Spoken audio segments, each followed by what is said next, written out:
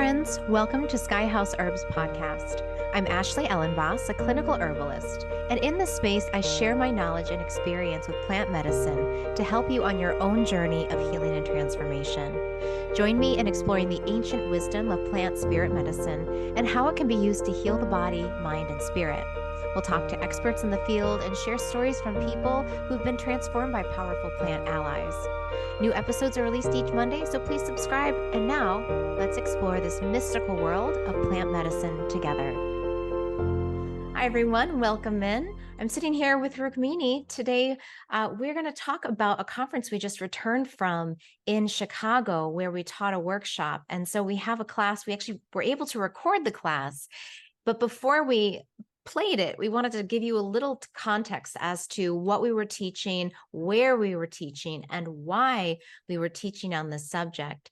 So the name of the workshop that we taught was called Opening the Inner Heart Space, Linking Nature's Voice, Divinity, and Accessing Our Own Intuition. And this was one class that Rukmini and I co-taught. Rukmini also taught another class on Bhakti Yoga during the conference. And this is a very well-known international conference. Rukmini, could you talk about where we were and the name of the conference? Yes, so this is actually a very historic conference that started in 1893 in Chicago. So it's come full circle after 100 years. There was a bit of a break, but it was sort of revived in 1993 after 100 years. And in India, this conference is very, very famous because of the impact that Swami Vivekananda had, apparently on the Western mind in Chicago in 1893. So it's a beautiful gathering of interfaith, but really we were reflecting, it was really very interspiritual. I mean, there were people of every stripe and sharing, and there was just a very warm and loving mood, sharing songs, sharing kirtan, sharing wisdom, sharing discussions about social issues. I went to one seminar about prison reform. So very, very interesting, looking up a lot about the environment, looking at, the human impact on the environment. So it was just a very, beautiful heart space of caring people who care and act in the world in different ways. Yeah. So. And the original title for the conference was the Parliament of Religions Conference, and it's now called the Parliament of World Religions Conference. Is that right? I think so. And what was the title of this year's conference? A Call to Conscience, right? Yeah. A call to conscience. So asking us to, stand up and act from the heart space. So I think it's powerful and it's world changing. And I think our little workshop was well received. We had some very interesting people. We had a Catholic priest, one of the participants. We had a woman rabbi who was one of the participants, and people from many parts of the world. Maybe about 30 people, but it was a beautiful mix of seekers and lovers. It was. Lovers of God by any name, or if you don't like the word God, then you don't have to use the word God. Spirit by any name, Yes. Source by any name. Yeah, Yes. it was beautiful. I thought it was, we set up the room in a big circle. So in the video, you'll only see sort of half of the circle, but there was a large circle. We had an altar that we had set up in the center with images of the divine and images from nature. And really our purpose was to bring people together and give them an experience of going into the heart and connecting to divinity within the heart space. Would you say that that's right? Yes, and then employing divination, we had these beautiful cards that you chose and I chose, and they were all face down. And so the intention was, why are you here? What is your question? What are you seeking? What is your aspiration? And then when you choose a card face down, that card, what is that card speaking to you? So I think it was very powerful. Yeah. So if you're going to be watching the rest of this video, the first part starts off with a guided meditation from Rukmini. So you might want to listen to this when you have some quiet time or some time to, maybe probably not driving, but when you can just sort of sit and think and follow this guided meditation, because that really sets the stage for the rest of the divination practices. And we use beautiful poetry that we love from some of our favorite poets from different cultures and different traditions. So that was very important for both of us. And I think for the people who attended as well. Yeah. Yeah. We had multicultural poetry. We had Goravani's music playing when people were walking in. And yeah, it was, we really wanted to create a holistic experience where everyone was interactive and yeah, there were lots of, we sprayed rose water in the air as people were coming in too. So we wish we could spray it through the screen so you all listening could have that too. But we were thinking maybe we would offer this again in person sometime. So if any of you out there have a conference where you'd like Rukmini and I to come and teach, we would love to offer this as a workshop. Maybe we're in the town where you live, so that's what we were talking about too. Beautiful. And another point I'd like to make is that the path of bhakti yoga is a path of engaging all the senses. It's not about denying the senses. Some spiritual paths are about, okay, let's shut down the senses. But in bhakti, it's really about engaging the senses. So engaging the sense of smell, engaging the hearing and the voice and the ear and the touch and the heart. So I really love that. That's one of my most favorite things about the path of bhakti yoga. So yeah, that was one of our goals. It was. And yeah, I think one thing that in person when we taught it, we did a little bit of movement to warm up the body and get all the senses and get the heart space really open. So if you wanted to take a few minutes, even just to move and do your own stretching or qigong or yoga, that's a nice thing to do before you sit down for the guided meditation. And then I know that what we did is we had just greeting cards that I pick up wherever I travel. I like to buy a few greeting cards from local artists, and Rukmini had visited her sister up in Maine and had gotten some cards. So we had gotten just a bunch of different greeting cards that had nature inspired images. But if you don't have greeting cards or something like that, you can use a tarot deck. This is one that I really like called the Herbal Astrology Oracle. And so, all the back sides are the same. So that way, when you're asking the question, just like we did with the greeting cards, you can't see what the answer will be. And you're just sort of trusting your intuition and being guided to a card. So if you have an oracle deck, you can use any oracle deck really. Or if you also have a stack of greeting cards, you can spread those out too and see which one might draw to you. Are there any other ways that you might let people or guide people to do this at home? Just, I think it was all about intuition. So I think it was follow your intuition, follow your heart. And that's, I think that's divine guidance that we so often don't hear and tend to shut down in our hurried lives. So that was the purpose. And I think if you're going to try it at home, it's all about opening your heart to that inner voice, that still small voice, right? Beautiful. Yes. So we really hope you enjoy this talk. And if you have any questions, you can post questions on our YouTube channels and we'll get back to you. And you can always email us, and you can find our email addresses on our website. Rukmini has a brand new website, which is beautiful. So you can go to Rukmini Walker and .com, and I'll put is that right? Is it RukminiWalker.com? That's right. I'll include a link in the description, and then you can also reach me at my website, which is skyhouseherbs.com, and I'll include a link. So we'd love to hear from you and your experiences either before or after you listen or participate. Thank you, Ashley. Beautiful. Thank you. All right, everyone, enjoy the talk, and we hope to hear from you. So this is my dear partner in dialogue, Ashley Ellenboss. She's an herbalist. She lives in Minnesota. She's a great lover of showing. Yeah. Welcome. Just make sure everyone gets a journal. Yeah. Welcome. She's a great lover of nature and trees and the earth and the herbs and really wise woman about healing with all those elements. And I'm Rukmini Walker. I live in Maryland, suburban DC. And we both follow the path of Bhakti Yoga, which I would say it's a softening of the heart. It's an opening of the heart. Sometimes it's said to be a loving responsiveness. So it's a call and response between divinity, welcome, thank you for coming, between divinity and ourselves. Sometimes I like to say bhakti is a yoga of gratitude, like reciprocal gratitude. So that's a little something about us.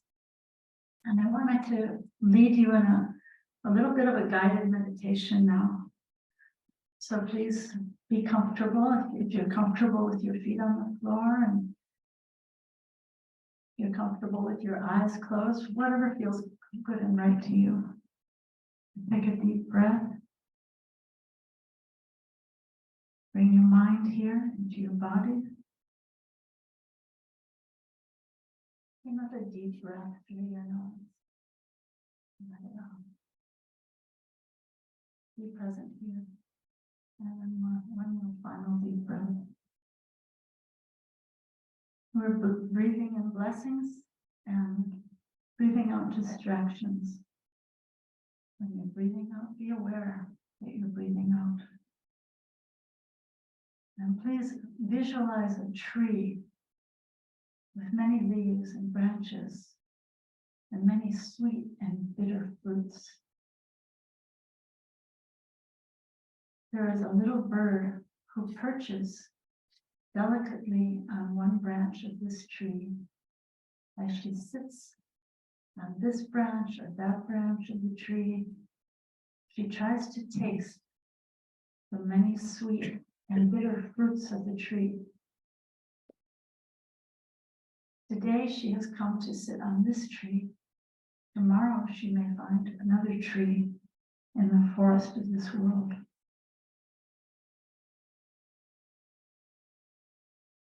This little bird is you, the soul, the Atma. The tree where she sits is your body. The sweet and bitter fruits are the various enjoyments and sufferings of our lives in this world.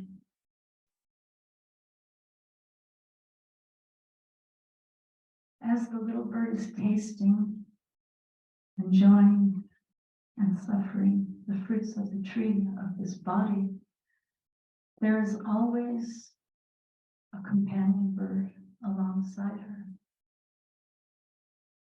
a trusted friend, a bird of another feather, who always accompanies her, waiting for the little friend bird to turn to her friend.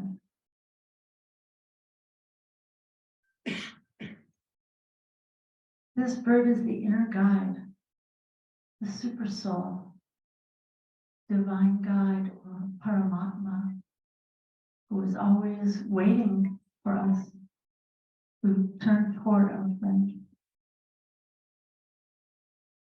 This friend has been waiting for a very long time, but we have been so busy eating, suffering, and enjoying the bitter and sweet fruits of this worldly tree. We did not see, did not notice this dear friend of ours.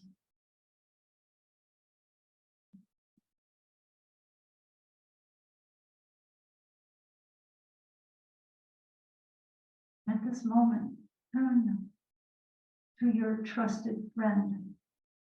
Introduce yourself. Or maybe you are speaking up again after a very long time. Would you like to tell this trusted friend a problem that you've been holding in your heart? Or some hope or aspiration that you secretly cherish?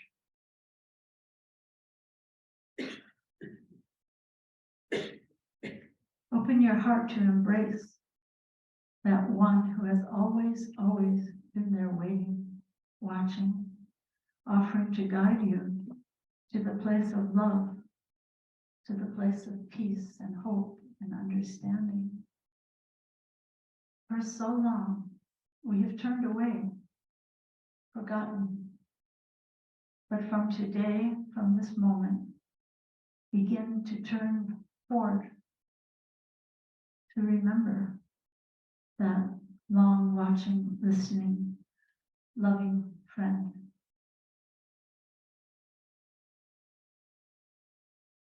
Go to the deepest place you can find in your innermost heart and quiet your heart to listen to the song sung by your very dear friend. To take shelter, to receive guidance, to feel the treasure of the presence of that long forgotten, loving friend. What do you say to that dearest friend? What is your friend saying to you right now?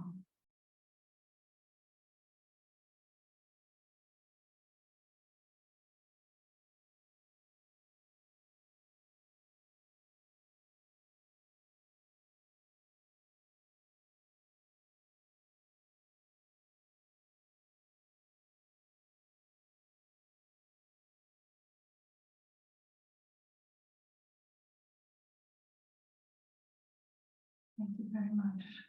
You can open your eyes if you like.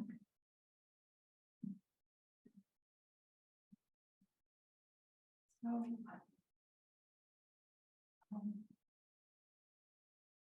is this a moment where we should ask, is there something you'd like to put in that little petite journal that you have?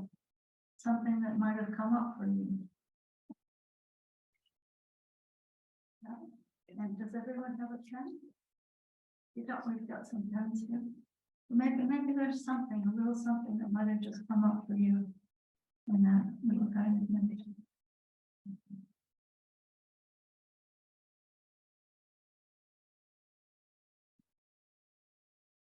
Something that you might want to say to that friend, or something that that friend might be wanting to say to you.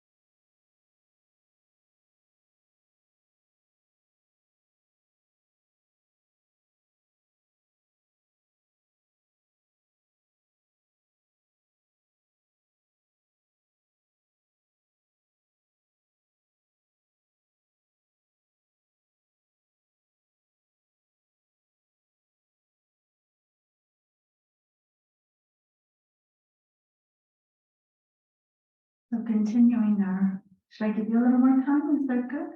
Right, good? Okay. Here is a beautiful questioning poem from our dear Rumi, who I would consider a bhakti poet from the Islamic world. That's not cultural appropriation. I love this poem. Let's see if you like it. Oh, friend, which is better? Sugar or the sugar maker? Is the beauty of the moon better, or that of the moon maker? Oh, gardens, are you better, or your orchards and flowers, or the maker of flowers and fragrant daffodils? Oh, wisdom, are you better in your knowledge and understanding, or the maker of 100 instant insights and perceptions? Oh, love, though you cause frenzy and turbulence, there is one who makes fire of the devotee's love. I have lost myself in that oneness of love. I have become a wanderer. At times, he burns my feathers. At times, He makes me new feathers. His love fills the sea of the heart. He makes countless gems and particles of consciousness. And yet, he crushes those gems and dissolves them in love, transforming such wondrous love into something else. He shines in my heart like the sun. He throws arrows externally and makes shields in essence.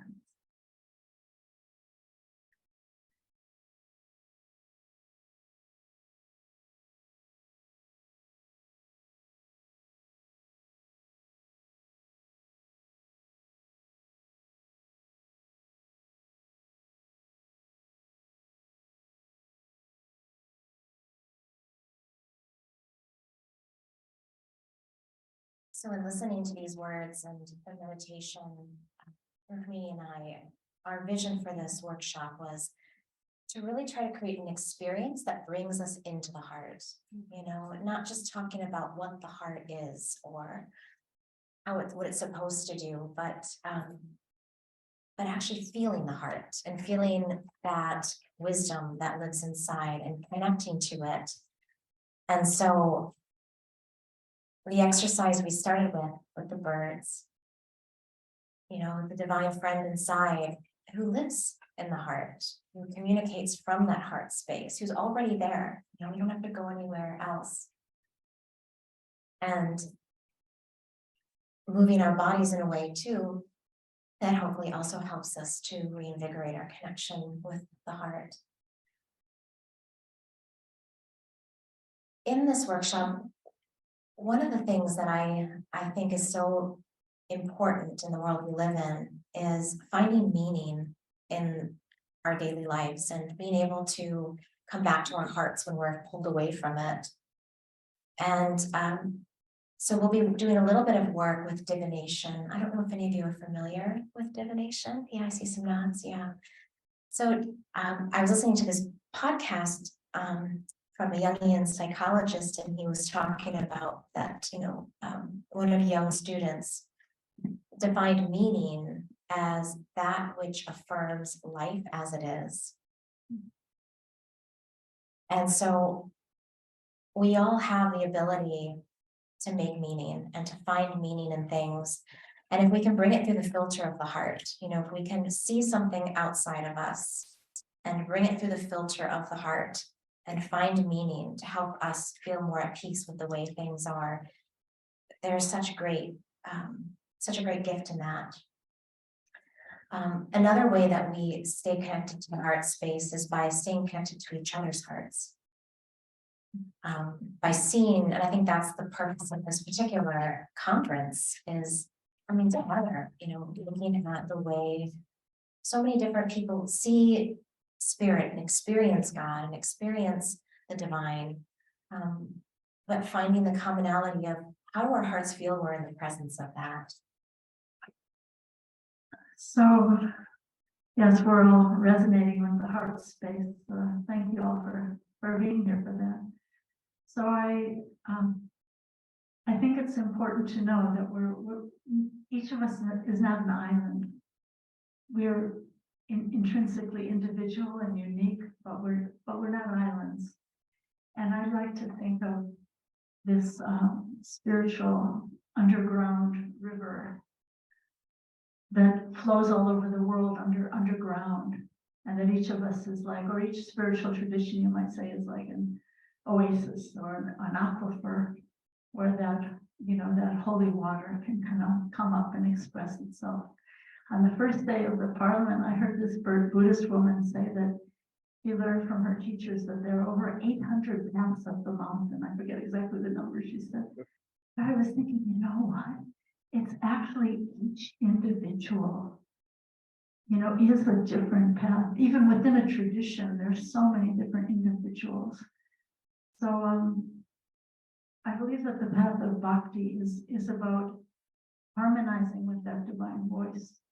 And I think the metaphor that I think harmonizes or resonates with me is the idea of if you have a sitar or a tambura, they're the strings that are being played, but then they're the non-dominant strings that just resonate in sangha or in association with those dominant strings.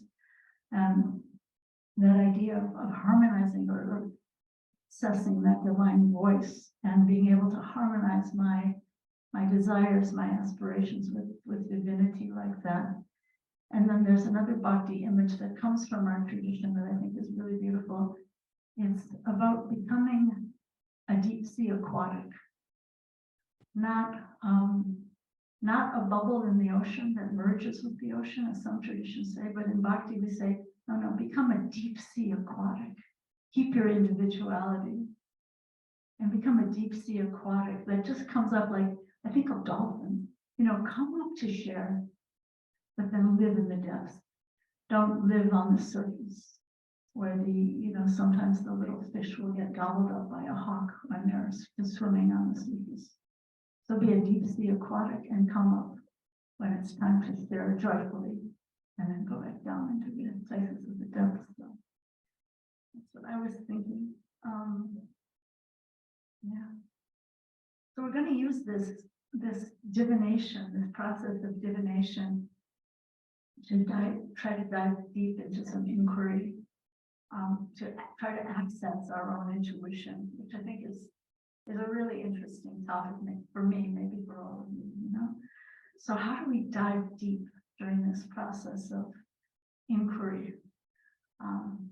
To me, it's about seeking surprise, seeking a sense of wonder, amazement. Recently, I read something about radical noticing. That how do we again today and again tomorrow, keep seeing the world as sacred by radical noticing and by developing a deep sense of awe. I've been praying for that in the morning when I wake up. Let me experience a sense of awe today. And it's beautiful what you notice when you have an intention like that. You can notice one day I noticed this little brown frog. He was like a clump of dirt. He was about this big. And he was just hopping across the grass.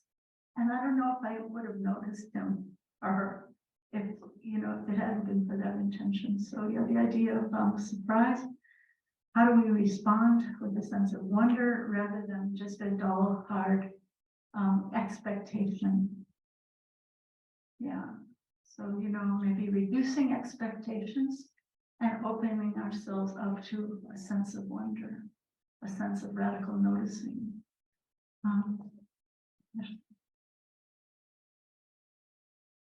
So in this next more interactive part, we're going to have you kind of take that image of going deep in to look for symbols and wisdom.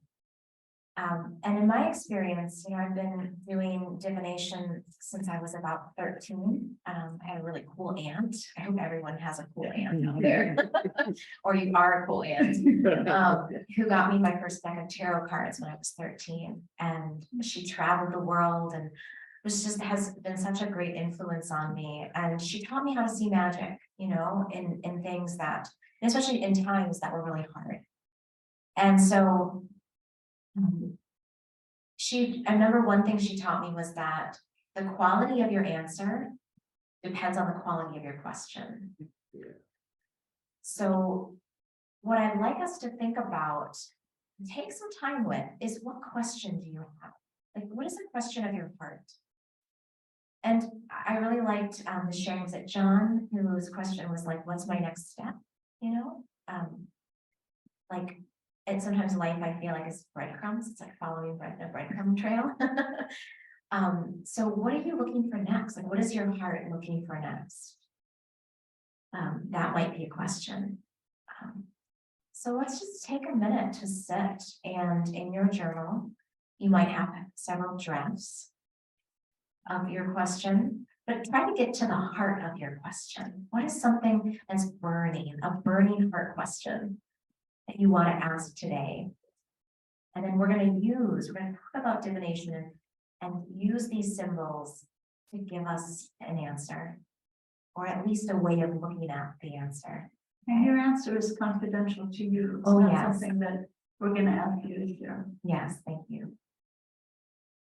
So let's just take a minute to write that down, or if it's so clear, you can just hold it in your mind's eye.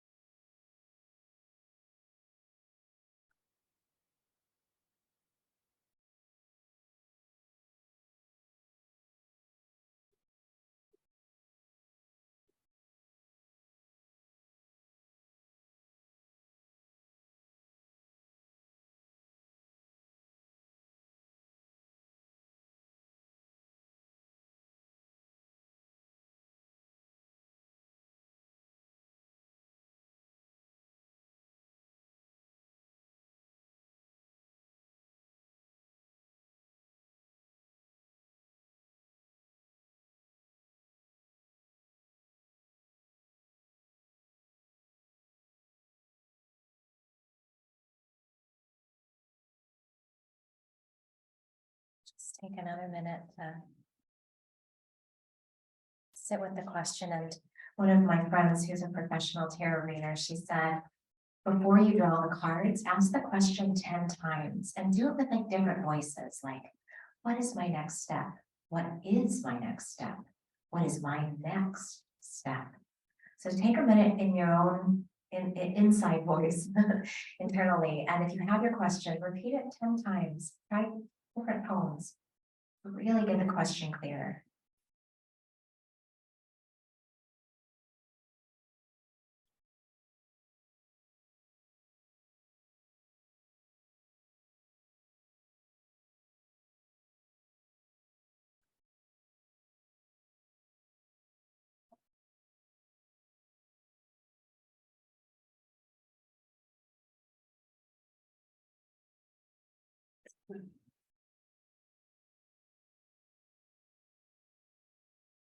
And once you've repeated it 10 times, you can come up to this table. And we have the images facing down. And I want you to come and let the card that is picking you reveal itself to you. So just see from that kind of water intuition, electric charge to electric charge, magnet to magnet. You can come up to the table and choose one of the cards and bring it back to your seat. Or you could say in a mood of prayer. In a mood of prayer, yes. So once you've found and made your match, you can take it back to your seat and take a look at it. And take some time to study the image that you've chosen or that has been given to you.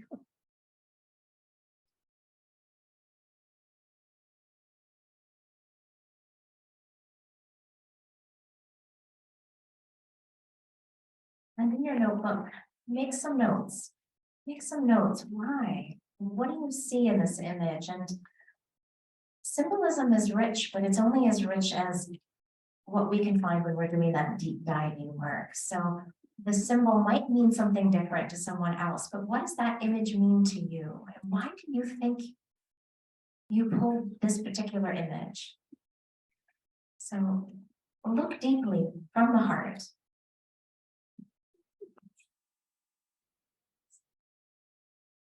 Is there anything you'd like to add, Rukmini? I was just gonna ask you, can I pull a card for you? Okay, say a prayer. Okay.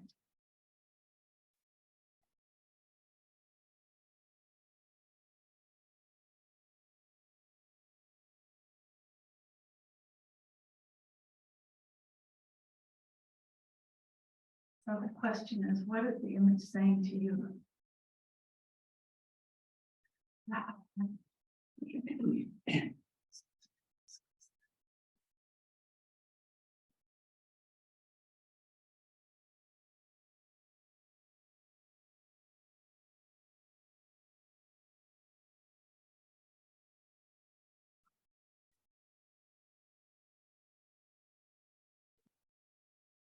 If you haven't already, how does this image answer your question?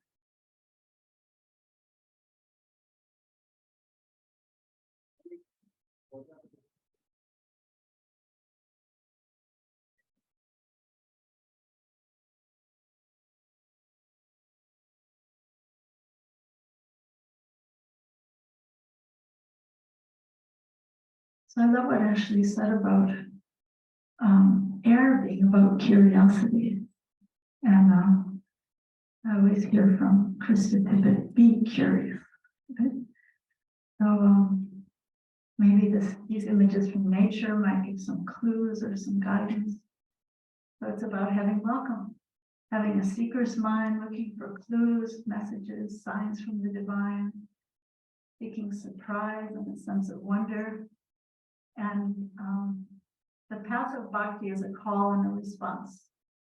It's about our call to divinity or our source, and then just waiting to hear a response, seeking surprise and a sense of wonder. And I wanted to share this, the loving responsiveness and offering of the heart and opening of the heart. But I wanted to share this little something from one of my favorite teachers. Maybe you know her, Robin Wall Kimmerer, Rating Sweetgrass. So she said something that I think is very beautiful. She said, even a wounded world is feeding us. Even a wounded world holds us, giving us moments of wonder and joy. I choose joy over despair, not because I have my head in the hand, but because joy is what the earth gives me daily, and I must return the gift.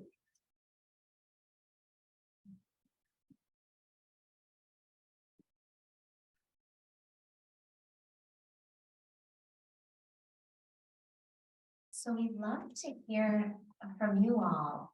If you're open to sharing, and this is completely optional, but if you'd like to share with us your question and what you drew and the answer that it provided you. Again, this is just such a nice way of connecting hearts to heart. But also, I think when we speak these things out loud, they also get a little more powerful and a little more clear sometimes. So would anyone like to share? Yes. So maybe I'll just show first.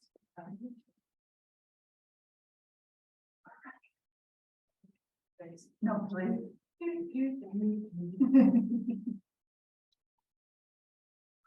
Because it only makes sense to you through the image. Oh, thank you. I would have that.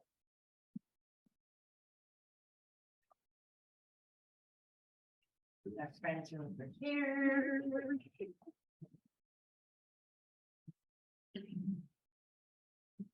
So my name is Ruthie from Boulder, and my question that I wrote, and I had 3 questions, and of course I was going to be like, which question? But then I went with who and where can I find my next teachers, like spiritual teachers? And I thought, this is incredible. So the way I interpreted this, I'm Jewish, I'm a rabbi, and I thought, oh my gosh, look, it's childlike inquisitiveness that I have to bring back to my thinking and learning. And I thought, oh, roots, my Jewish roots, that's where I'm going to need to go deeper in. And I said, oh, look, it's only one tree. They're not looking at tons of trees. So that's my tree. And that by going to the roots, it helps me to feel more planted and on the earth, which is true. And then I've had of late curiosity around psilocybin and psychedelics, you know, and I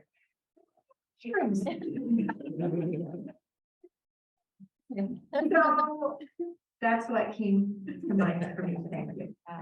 Beautiful. We have time for one more Just one more, anyone else? John, maybe one is appropriate to ask. He said he was in anything. I think it was John. It's this gentleman with the. Yeah. Yes, he's a. Well, this gentleman had his hand up with the pink shirt. Close. Yeah, I like to share that. Cool. So one of the things was my question too, was what's my next step? I went into a lot of deep thought with it, but what I drew, this is really cool. It's a young lady and it's birds that she's letting go. And there's already flowers that are kind of blooming, that already have bloomed. And there's some that haven't yet. And in the background, I just actually noticed this. I didn't see the background there, but it's all musical notes. And then of course, the woman right here is made out of stars. So the first thought that came to my mind was let go. Because the music's already playing, you know. And there's many things that's already blossomed in my life, and there's some that haven't, but they're getting ready, they're starting. So there's like 1, 2, 3, 4. I don't know if that's significant, but I mean, it's great. And then, so that young lady, I see that as, you know, that universe that's already within me, which is, and you know, subconsciously, it's already there. So I just gotta let go. Holding on to that question is not really doing me any good. Thank you. Thank you so much. So we'd love to hear more, but our time is so short. We need another half an hour here, but so yeah, these cards are for you to take home. They're gifts from us. And I wanted, speaking of trees, and I wanted to share this beautiful piece from Thomas Merton from New Seeds of Contemplation. He says, so what? A tree gives glory to God by being a tree. For in being what God means it to be, it is obeying him. It consents, so to speak, to his creative love. It is expressing an idea which is in God and which is not distinct from the essence of God, and therefore a tree imitates God by being a tree. The more a tree is like itself, the more it is like him. If it tried to be like something else, which it was never intended to be, it would be less like God, and therefore it would give him less glory. No two created beings are exactly alike, and their individuality is no imperfection. On the contrary, the perfection of each created thing is not merely in its conformity to an abstract type, but in its own individual identity with itself. This particular tree will give glory to God by spreading out its roots in the earth and raising its branches into the air and the light in a way that no other tree before or after it ever did or will do. Do you imagine that the individual created things in the world are imperfect attempts at reproducing an ideal type, which the Creator never quite succeeded in actualizing on earth? If that is so, they do not give him glory, but proclaim that he is not a perfect creator. Therefore, each particular being in its individuality, its concrete nature and entity, with all its own characteristics and its private qualities and its own inviolable identity, gives glory to God by being precisely what he wants it to be here and now, in the circumstances ordained for it by his love and his infinite art.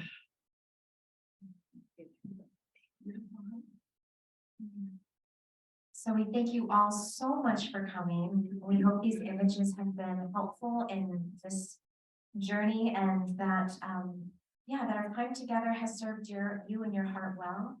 We also hope that you continue the work of looking for symbols in nature all around you, and looking for signs in the eyes of all of those you meet during this conference. And from the bottom of our hearts, we thank you for being here with us today. So I know our time is over, but in closing, I want to share one poem from a piece from the Bhakti tradition from the great woman Saint Mirabai. So if you have one more sec. Okay, she says, this is called Awake to the Name. So she says, to be born in a human body is rare. Don't throw away the reward of your past good deeds. Life passes in an instant. The leaf doesn't go back to the branch. The ocean of rebirth sweeps up all beings hard, pulls them into its cold running, fierce, implacable currents. Giridhara, which is a name for Krishna, God. Your name is the raft, the one safe passage over. Take me quickly. All the awake ones travel with Mira, singing the name. She says with them, get up, stop sleeping. The days of a life are short.